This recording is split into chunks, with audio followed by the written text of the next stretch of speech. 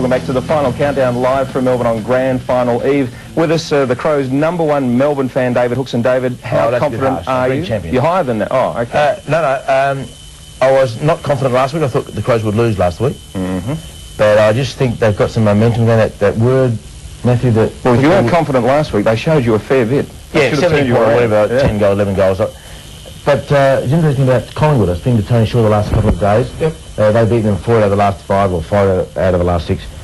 He's got this theory about the midfield, that they are quite slow in the midfield, North Melbourne. But if you can get their best midfielders out of the midfield by tagging them and taking them away, so that North Melbourne get their second string midfielders in, they're not as comfortable and they're not as happy. And that's how Collingwood has played over the last 2 years. Well, the way Adelaide played last week, in particular the centre square bounces, by getting in quickly, I mean, Eccles and people like this come in quickly. They got 5 direct goals from centre square bounces where the Bulldogs didn't touch the ball. So along that line, if they continue that, if they use that pace in the midfield together with centre square bounces, you talk about who's going to pick up Carey and all that, that becomes negative because... Secondary. Exactly, they don't get a chance. But a bit of a key to that last week was, I think, the fact that in the second half, Sean Wren won nearly every tap.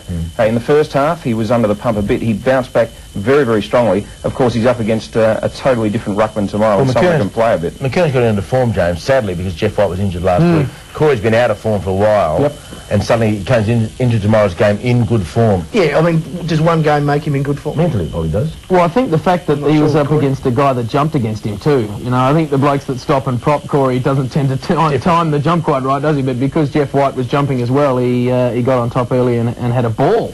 Running back with the flight, the whole lot, David. A lot of talk, Matthew, in this town about the ability of Robin and Vardy to kick goals from outside 50. I mean, we know that Carey can do it, so we can see that point.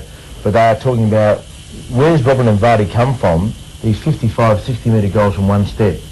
That's a big strength for Adelaide tomorrow. And I think the selection of Marsh, match-up-wise, I think Blight will be looking for Robin to be on McCartney. The extra big man might force him to Pagan to do that. I hope so. Yeah, exactly. So Robin can lead to the ball and get it from 60. I think that'll work for the Crows.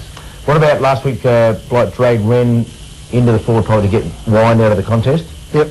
Will you do the same, depending on the way the game goes, with a McKernan or a Capuano?